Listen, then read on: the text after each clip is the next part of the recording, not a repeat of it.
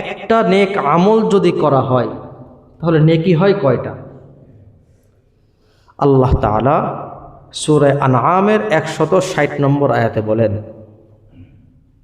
মান জাআ বিল হাসানাতি ফালাহু আশরু আমসালিহা।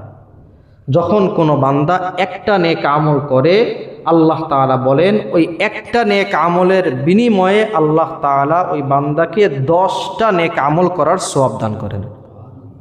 আল্লাহ তাআলা আমাদের বেশি বেশি নেক আমল করার তৌফিক দান করেন। নেক আমল সম্পর্কে বুখারী শরীফের 6464 নম্বর হাদিস, ক্বালা রাসূলুল্লাহ সাল্লাল্লাহু আলাইহি ওয়াসাল্লাম, আহাব্বুল আমালি ইলাল্লাহি আদওয়ামুহা ওয়া ইন ক্বাল্লা। নবীজি সাল্লাল্লাহু আলাইহি ওয়াসাল্লাম বলেন, আল্লাহ তাআলার কাছে সর্বোত্তম নেক আমল হলো ওই আমল যে আমল বান্দা প্রতিনিয়ত সর্বদা করতে থাকে। আল্লাহ তাআলার কাছে সব থেকে প্রিয় আমল হলো ওই আমল যে আমল বান্দা নিয়মিত প্রতিদিন করতে থাকে। আমি একদিন 1,00,000 টাকা দান করলাম মসজিদের জন্য, আর একজন ভাই প্রত্যেক দিন 10 টাকা করে মসজিদের জন্য দান করে। যেই ব্যক্তি প্রত্যেক দিন নিয়ম অনুযায়ী 10 টাকা করে মসজিদের জন্য দান করে, মৃত্যুর আগ পর্যন্ত নবীজি বলেন এই 10 টাকা দানকারী ব্যক্তির আমলটা আল্লাহ তাআলার কাছে অনেক বেশি প্রিয় হয়ে যায়। সর্বদা প্রতিনিয়ত যেই ব্যক্তি নেক আমল করতে থাকে, আল্লাহ তাআলার কাছে ওই নেক আমলটা সব থেকে বেশি প্রিয় হয়ে যায়। খেয়াল করে দেখবেন, হঠাৎ যখন ইবাদত করার জন্য মনের মধ্যে ইচ্ছা হয়, তখন একসাথে 20 রাকাত, 30 রাকাত, 40 রাকাত পর্যন্ত নামাজ পড়া হয়। শবে বরাতের রাত্রে, শবে কদরে, বিভিন্ন ইবাদতের রাত্রে অনেক বেশি নামাজ পড়া হয়, কিন্তু আমার নিয়মিত ফজরের নামাজটা পড়া হয় না। আল্লাহ তাআলা নবীজিকে জানায়া দেন, বান্দা যদি কোনো ছোট নেক আমলটা যদি নিয়মিত করতে থাকে, আল্লাহ তাআলার কাছে ওই ছোট নেক আমলটাও অনেক বেশি প্রিয় হয়ে যায়। একসাথে একদিনে অনেক বেশি নেক আমল করার থেকে অল্প অল্প অল্প অল্প করে নেক আমল করাটা আল্লাহ তাআলার কাছে সব থেকে বেশি প্রিয় হয়ে যায়। নেক আমলের মধ্যে একেবারে হালকা একটা নেক আমল নবীজি সাল্লাল্লাহু আলাইহি ওয়াসাল্লাম আমাদেরকে জানায় দেন। বুখারী শরীফ 7563 নম্বর হাদিস, একেবারে শেষ হাদিস। রাসূলুল্লাহ সাল্লাল্লাহু আলাইহি ওয়াসাল্লাম বলেন, কালিমাতানি হাবিবাতানি ইলার রহমান খফিফাতানি আলাল লিসান সাকিলাতানি ফিল মিজান সুবহানাল্লাহি ওয়া বিহামদিহি সুবহানাল্লাহিল আযীম। নবীজি সাল্লাল্লাহু আলাইহি ওয়াসাল্লাম বলেন, এমন 2টা কালিমা আছে যেই 2টা কালিমা আল্লাহ তাআলার কাছে সব থেকে বেশি প্রিয় হয়। এমন 2টা জিকির আছে যেই 2টা জিকির আল্লাহ তাআলার কাছে অনেক বেশি প্রিয় হয়ে যায়। কি সেই 2টা জিকির? নবীজি বলেন, খফিফাতানি আলাল লিসান, যেই জিকিরটা জবানে অনেক হালকা হয়, জিকির করতে বান্দার কোনো কষ্ট হয় না, জবানের মধ্যে জিকিরটা অনেক হালকা হয়ে যায়। সাকিলাতানি ফিল মিজান, মিজানের পাল্লায় যে জিকিরটা অনেক বেশি ভারী হয়ে যায়। জবানের মধ্যে জিকিরটা হালকা এবং মিজানের পাল্লায় অনেক বেশি ভারী হয়ে যায়। এমন 2টা কালিমা, এমন 2টা জিকির নবীজি সাল্লাল্লাহু আলাইহি ওয়াসাল্লাম শিখায়া দেন। নবীজি বলেন সুবহানাল্লাহি ওয়া বিহামদিহি সুবহানাল্লাহিল আযীম।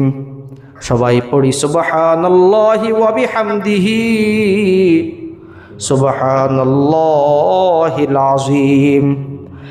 এই দুইটা জিকির নবীজি বলেন জবানের মধ্যে অনেক বেশি হালকা, পড়তে বান্দার কষ্ট হয় না, কিন্তু মিজানের পাল্লায় অনেক বেশি ভারী হয়ে যায়। মেরে মুহতারাম ভাইও, অনেক সময় আমরা জিকির করি সুবহানাল্লাহ সুবহানাল্লাহ সুবহানাল্লাহ সুবহানাল্লাহ। এই জিকিরটা যখন আমরা করি একটা নেক আমল হওয়ার কারণে আল্লাহ তাআলা 10টা নেকি দান করেন।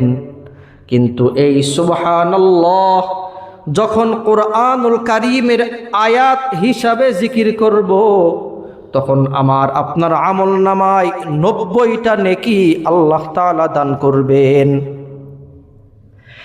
এই সুবহানাল্লাহ জিকিরটা যদি কোরআনের আয়াত মনে করে জিকির করি, আল্লাহ পাক রব্বুল আলামিন 90টা নেকি আমার আপনার আমল নামায় দান করবেন।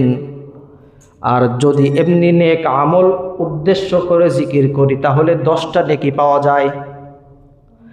90টা নেকি কিভাবে পাওয়া যায়? সুবহানাল্লাহ এর মধ্যে 9টা অক্ষর, কোরআনের একটা অক্ষর পড়লে 10টা নেকি হয়, 9টা অক্ষর পড়লে 90টা নেকি হয়। এই জন্য জিকিরের ক্ষেত্রে কোরআনের আয়াত মনে করে জিকির করা। ফাসুবহানাল্লাহি হিনা তুমসুনা ওয়া হিনা তুসবিহুন। আল্লাহ তাআলা এই আয়াতের মধ্যে সুবহানাল্লাহ এই শব্দ, এই বাক্যটা নিয়ে আসছেন। এই জন্য সুবহানাল্লাহ যখন জিকির করব তখন আমরা কোরআনের আয়াত উদ্দেশ্য করে জিকির করব। বেশি বেশি জিকির করা, বেশি বেশি নেক আমল করা। জিকির করলে কি হয়? আল্লাহ পাক রব্বুল আলামিন সূরাতুর রাদ এর 28 নম্বর আয়াত আল্লাহ তাআলা বলেন, আলা বিযিকরিল্লাহি তাতমাইন্নুল কুলুব। আল্লাহ তাআলা বলেন বান্দার জিকিরের দ্বারা, বেশি বেশি জিকিরের দ্বারা বান্দার হৃদয়ের মধ্যে প্রশান্তি লাভ করে। বেশি বেশি জিকিরের দ্বারা বান্দা তার হৃদয়ের মধ্যে প্রশান্তি লাভ করে। দিলের মধ্যে প্রশান্তি কিভাবে হয়? প্রশ্ন আসতে পারে, হুজুর আমরা তো জিকির করি কিন্তু দিলের মধ্যে তো শান্তি আসে না। আমি তো একদিন, 2 দিন, 3 দিন জিকির করি, 4 নম্বর দিন আমার খবর থাকে না। তাহলে আমার জিকিরের মধ্যে দিলে প্রশান্তি কিভাবে আসবে? নিয়মিত প্রতিদিন নিয়মতান্ত্রিক জিকির করা। নিয়মতান্ত্রিক জিকির করলে আল্লাহ তাআলা বলেন এই জিকিরটা বান্দার হৃদয়ের মধ্যে প্রশান্তি অনুভব করবে। মেরে মুহতারাম ভাইও, একটা ঘটনা বলি, সবাই নাম শুনছেন আব্দুল কাদের জিলানী রহমাতুল্লাহি আলাইহি। তার জীবনের মধ্যে একটা ঘটনা পাওয়া যায়। আব্দুল কাদের জিলানী রহমাতুল্লাহি আলাইহি যেই দেশে থাকতেন সেই দেশের বাদশাহ তাকে জিজ্ঞাসা করলেন, ও আব্দুল কাদের, তোমাকে তো দেখি সারাদিন তুমি আল্লাহ তাআলার জিকির, আল্লাহ তাআলার ধ্যানের মধ্যেই মশগুল থাকো, তোমার খাওয়া দাওয়ার ব্যবস্থা কোথার থেকে হয়? তোমার রিজিকের ব্যবস্থা কোথার থেকে হয়? আব্দুল কাদের বলেন, আমার রিজিকের ব্যবস্থা আল্লাহ তাআলার পক্ষ থেকে হয়, আমার খাওয়া দাওয়ার ব্যবস্থা আল্লাহ তাআলার পক্ষ থেকে হয়। স্বাভাবিকভাবেই মুসলমান তো বলে আমাকে আল্লাহ খাওয়ায়, আল্লাহ পড়ায়, আল্লাহ তাআলা চালাইতেছেন। আব্দুল কাদের জিলানী রহমাতুল্লাহি আলাইহি ঠিক তেমনটাই উত্তর দিয়েছিলেন। বাদশাহ চিন্তা করলো আব্দুল কাদের সারাদিন ইবাদত করে, আব্দুল কাদেরের যেন উপকারে আসে। আব্দুল কাদেরের নামে একটা এলাকা, একটা গ্রাম তার নামে বাদশাহ লিখে দিছে। বাদশাহ আব্দুল কাদেরকে এই মর্মে চিঠি পাঠাইছে, আব্দুল কাদের তোমার নামে অমুক একটা এলাকা লিখে দিলাম, ওই এলাকা থেকে যত রাজস্ব, যত ট্যাক্স আসবে সমস্ত ট্যাক্স তুমি আব্দুল কাদের গ্রহণ করবা। সরকারের পক্ষ থেকে তোমার জন্য অনুমতি দিয়ে দেওয়া হলো। ওই এলাকার সমস্ত টাকার মাধ্যমে তুমি তোমার বাকি জীবনটা অতিবাহিত করবা। আব্দুল কাদের জিলানী রহমাতুল্লাহি আলাইহি চিঠি হাতে পাইলেন। চিঠি হাতে পাওয়ার পর তিনি খুশি হওয়ার বিপরীত তিনি আরো বেশি রাগান্বিত হয়ে গেলেন। আব্দুল কাদের জিলানী রহমাতুল্লাহি আলাইহি সেই চিঠির উল্টা পিঠে ওই বাদশার জন্য চিঠি লিখলেন। আব্দুল কাদের সেই উল্টা পিঠে লেখেন, ও বাদশাহ, আপনি তো আমার জন্য একটা এলাকা দান করছেন। আল্লাহ পাক রব্বুল আলামিন যদি আপনাকে গোটা দুনিয়ার রাজত্ব দান করে, আর এই গোটা দুনিয়ার মধ্য থেকে আপনি যদি এই পুরো দুনিয়াটা আমি আব্দুল কাদেরের নামে লিখে দেন, আর আমি আব্দুল কাদের শেষ রাত্রে তাহাজ্জুদের নামাজের সময় 2 রাকাত নামাজ আদায় করে আমি আমার আল্লাহ তাআলাকে একবার আল্লাহ বলে ডাক দিয়ে যেই মজা পাই, দিলের মধ্যে যেই শান্তি পাই, তুমি বাদশাহ তোমার পক্ষ থেকে পুরা দুনিয়া হাদিয়া পাইলেও আমি সেই শান্তি পাই না। আব্দুল কাদের বলেন, একবার আল্লাহ বলে ডাক দিলে যেই শান্তি পাই, তোমার পক্ষ থেকে পুরা দুনিয়া যদি হাদিয়া পাইতাম তারপরেও আমার দিলের মধ্যে তেমন শান্তি অনুভব হয় না। अल्लाह अल्लाह क्या मज़ा मुर्शिद के मैं खानाम है, दोनों आलम की हकीकत एक पैमानाम है, शम्अ में हिम्मत का हाजू एक परवानाम है, लुत्फ जीने में नहीं जल जल के मर जाने में है। আল্লাহ তাআলার নাম জপতে জপতে কত মজা, অন্য কারোর জিকিরের মধ্যে এত শান্তি আসে না।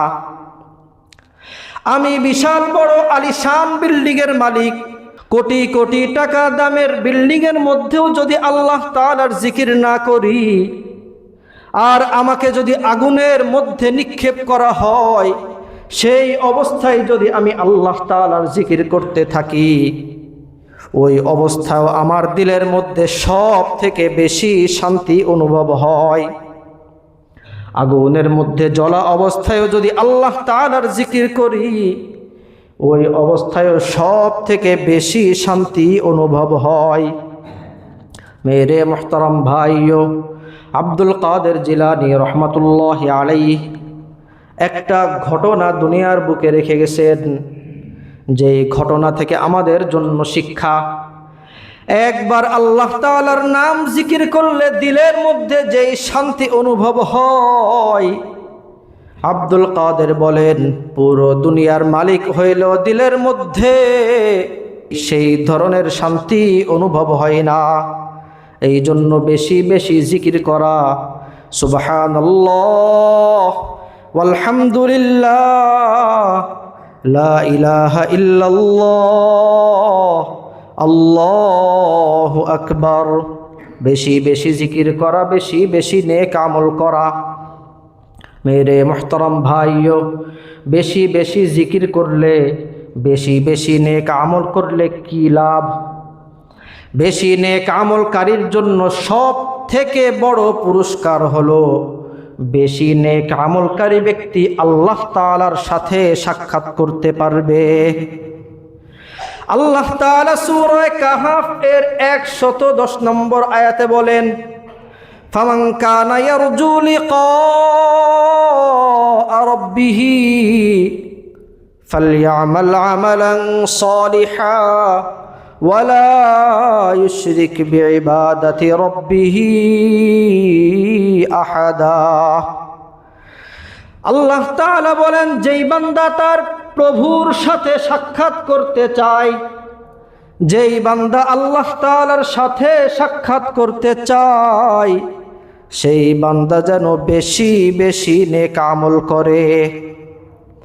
আল্লাহ তাআলা বলেন, যেই বান্দা তার প্রভুর সাথে সাক্ষাৎ করতে চায়, সেই বান্দা যেন বেশি বেশি নেক আমল করে।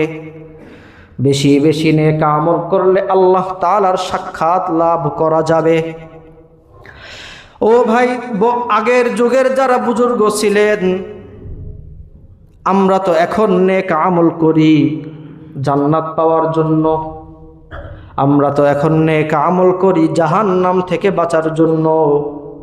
কিন্তু বাস্তবে যারা আল্লাহওয়ালা, বাস্তবে যারা বুজুর্গ ব্যক্তি, তারা তো নেক আমল করে অন্য উদ্দেশ্যে।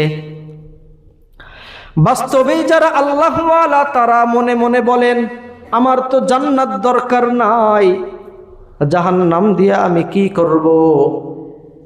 জান্নাত আমার দরকার নাই, জাহান্নামের কোনো প্রয়োজন নাই, জাহান্নামের কোনো চিন্তা আমি করি না। ও মাওলা, তুমি যেইখানে থাকবা, আমি শুধু তোমার দিদার লাভ করতে চাই। जन्नत व दोज़ख से या रब क्या करूं, आरज़ू है मैं तुझे देखा करूं। जन्नत व दोज़ख से या रब क्या करूं, आरज़ू है मैं तुझे देखा करूं। हूर गिल्मा जितनी नियामत है तू, सबसे बेहतर नेमत दीदार तू, सबसे बेहतर नेमत दीदार तू। ও মাওলা, তুমি তো ওয়াদা করেছো নেক আমলকারী ব্যক্তির জন্য জান্নাত দিবা, জান্নাতের মধ্যে হুর গিলমান দান করবা। ও আল্লাহ, আমার তো জান্নাত দরকার নাই, আমার তো জান্নাতের নাজ নিয়ামত হুর গিলমান দরকার নাই। আল্লাহ, আমি শুধু তোমার দিদার লাভ করতে চাই। মেরে মুহতারাম ভাইও, বেশি বেশি নেক আমল করতে হবে। কার জন্য? সবাই বলেন না, কার জন্য? আল্লাহ তাআলার সাক্ষাৎ লাভ করার জন্য। আমরা তো মানুষ বড়ই স্বার্থপর, জান্নাত পাওয়ার জন্য, জাহান্নাম থেকে বাঁচার জন্য নেক আমল করি। কিন্তু প্রকৃতপক্ষে যারা আল্লাহওয়ালা, তারা নেক আমল করেন আল্লাহ তাআলাকে পাওয়ার জন্য। এই জন্য মনের মধ্যে আশা থাকবে আল্লাহ তাআলাকে যেন পাওয়া যায়, আল্লাহ তাআলাকে যেন দেখতে পাই। ও মাওলা, তুমি যেইখানে থাকো আমাকেও সেইখানে নিয়ে যাও। এই জন্য জিকির করতেছি, নামাজ পড়তেছি। আল্লাহ, তুমি যেইখানে থাকবা আমাকেও সেইখানে নিয়ে যাও, এই জন্য নামাজ পড়তেছি, জিকির করতেছি। ব্যবসার মধ্যে হালাল ব্যবসা করতেছি, হারাম থেকে বেঁচে থাকতেছি। জাহান্নামের ভয় এটা তো আছেই, কিন্তু মনের মধ্যে তার থেকে আগে চিন্তা আসবে, মনের মধ্যে বড় আশা আসবে। ও মাওলা, তোমাকে পাওয়ার জন্য, তোমার সাথে সাক্ষাৎ করার জন্য আমি হারাম ব্যবসাকে পরিত্যাগ করলাম। সর্বদা আল্লাহ তাআলার জন্য, আল্লাহ তাআলাকে দেখার জন্য জিকির করা। মেরে মুহতারাম ভাইও, জিকির কি জিনিস, নেক আমল কি জিনিস। 5 ওয়াক্ত নামাজ পড়তেছি, নেক আমল। সুন্নত নামাজ পড়তেছি, নেক আমল। হাঁটা চলা করতেছি, নবীজির সুন্নাত অনুযায়ী হাঁটা চলা করতেছি, এইটাও নেক আমল। কোনো মুসলমান ভাইয়ের সাথে দেখা, তাকে সবার আগে সালাম প্রদান করলাম, এইটাও নেক আমল।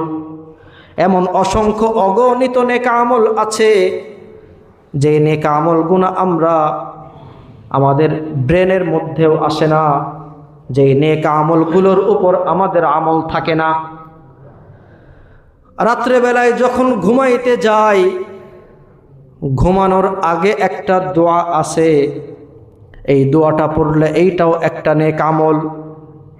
আল্লাহুম্মা বিইসমিকা আমুতু ওয়া আহইয়া।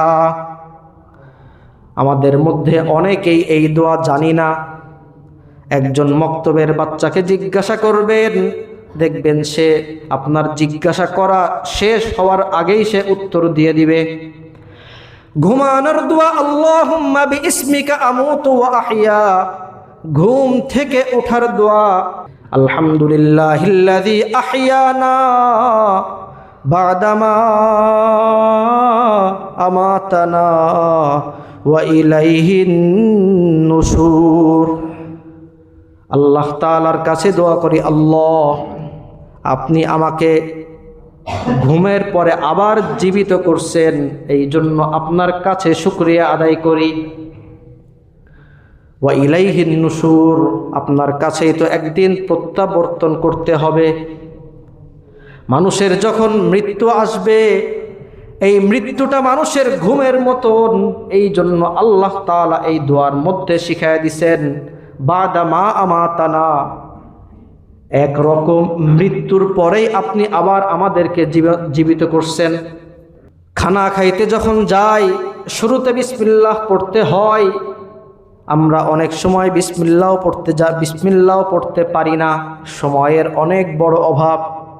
খানা খাওয়ার পরেও একটা দোয়া আছে, আলহামদুলিল্লাহিল্লাযী আত'আম মান আত'আমানি ওয়াসকি মান সাকানি ওয়া জা'আলানি মিনাল মুসলিমিন।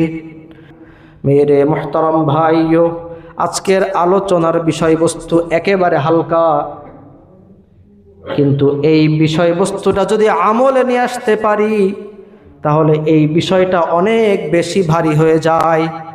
নবীজি সাল্লাল্লাহু আলাইহি ওয়াসাল্লাম বুখারী শরীফের শেষ হাদিসে বলেন, খফিফাতানি আলাল লিসান, জিকির করলে এই জিকিরটা জবানের মধ্যে অনেক হালকা হয়।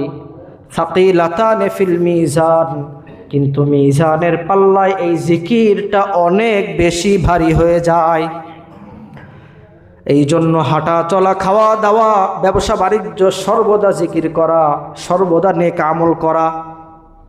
দেখেন না, আমি একটু চিন্তা করি, এই এলাকার প্রত্যেকটা মানুষ চিন্তা করি, আমার দ্বারা যেন কোনো গুনাহের কাজ না হয়, আমার দ্বারা যেন নেক আমল হয়। আমি একটা নেক আমল আজকে থেকেই শুরু করতে পারি। যখন কোনো মুসলমান ভাইয়ের সাথে সাক্ষাৎ হয়, সবার আগে আমি সালাম প্রদান করব। যেই অবস্থায় যেইখানে থাকি না কেন, কোনো মুসলমান ভাইয়ের সাথে যখনই সাক্ষাৎ হবে তখনই সালাম প্রদান করব। সালাম প্রদান করার অর্থ হলো আসসালামু আলাইকুম, আপনাদের ওপর শান্তি বর্ষিত হোক, আপনাদের ওপর শান্তি বর্ষিত হোক। তাহলে কথাটা তো খারাপ না। আমরা এখন কি করি, দেখা হলেই হ্যালো, কি অবস্থা, হাই হ্যালো। তা হ্যালো কি কোনো শান্তির অর্থ হয়?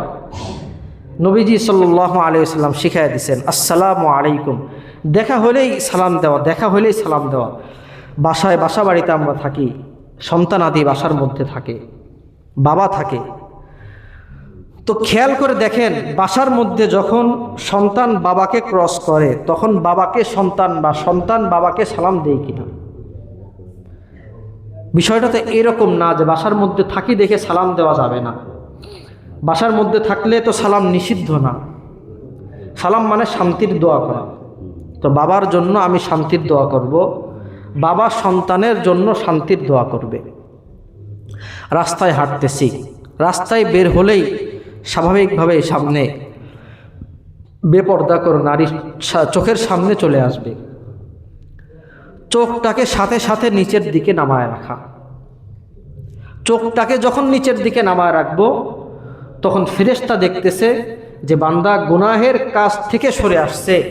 তখন বান্দা এই সরে আসার কারণে আল্লাহ তাআলা বলেন, ফেরেশতা তখন ওই বান্দার আমল নামায় একটা নেক আমল করার কারণে 10টা নেক আমল করার সওয়াব দান করবে।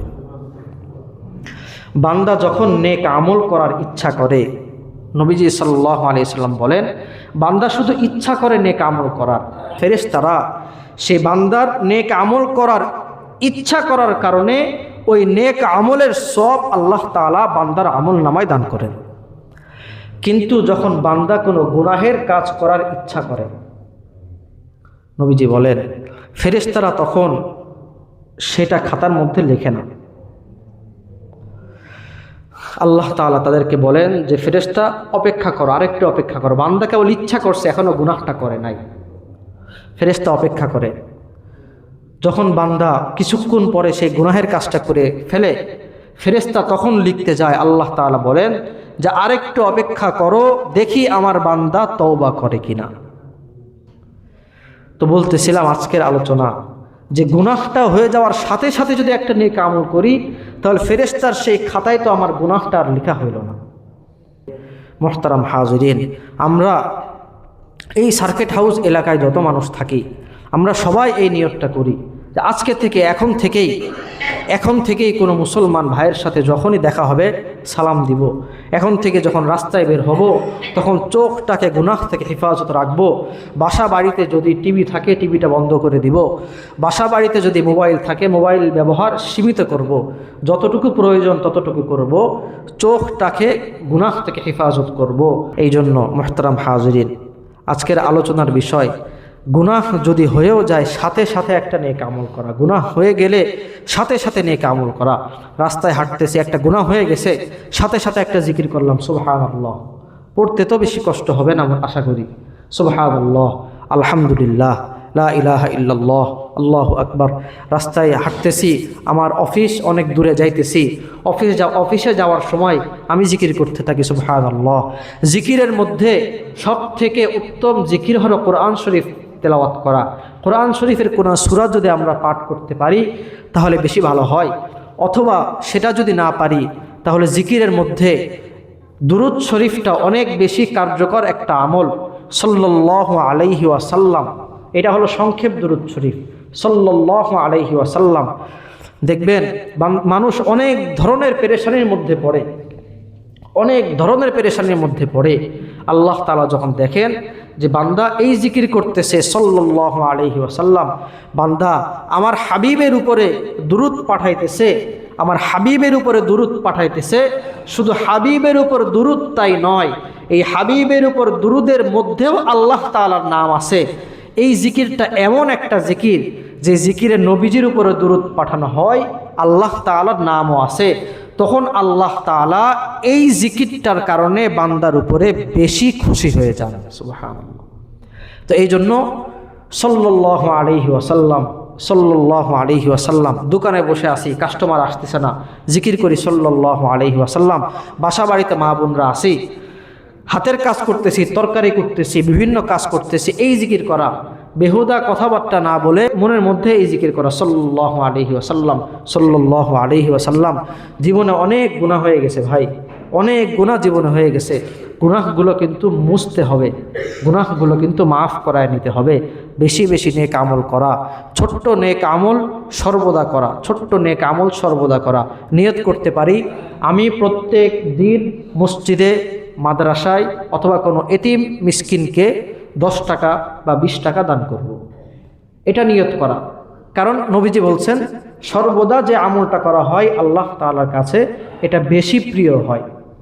অথবা প্রত্যেক সপ্তাহে আমি মসজিদে 50 টাকা, 100 টাকা, 200 টাকা দান করব। অথবা প্রত্যেক মাসে আমি মসজিদের জন্য 500 টাকা হাদিয়া দিব, এইরকম নিয়ত করা। আমি মাদ্রাসার জন্য প্রত্যেক মাসে 500 টাকা হাদিয়া দিব। আমি কোনো এতিম বা মিসকিন রাস্তার পাশে থাকে, আমি দেখি, আমার খুব মায়া লাগে, তার জন্য আমি প্রত্যেক মাসে 500 টাকা হাদিয়া দিব। এই নিয়মতান্ত্রিক আমল করা। এই জন্যই তো আল্লাহ তাআলা প্রত্যেক দিন 5 ওয়াক্ত নামাজ ফরজ করছেন। এমনও তো করতে পারতেন যে 20 বছরের মধ্যে একজন ব্যক্তির জন্য 1 লক্ষ রাকাত নামাজ পড়তে হবে, তারপরে তার নামাজ কালাম লাগবে না। এমনও তো নিয়ম আসতে পারত, কিন্তু নিয়মটা আসছে কি, বেশি না, মাত্র 5টা ওয়াক্ত নামাজ মৃত্যুর আগ পর্যন্ত আদায় করতে হবে। এই জন্য নিয়মিত নেক আমলের সাথে জুড়ে থাকা। আল্লাহ পাক রব্বুল আলামিন আমাদের সকলকে নিয়মিত নেক আমল করার তৌফিক দান করেন, আমিন। ওয়া আখির দাওয়ানা আলহামদুলিল্লাহি রাব্বিল আলামিন। কবলাল জুমআ 4 রাকাত সুন্নাত যারা আদায় করে নেয় আদায় করে নেয়।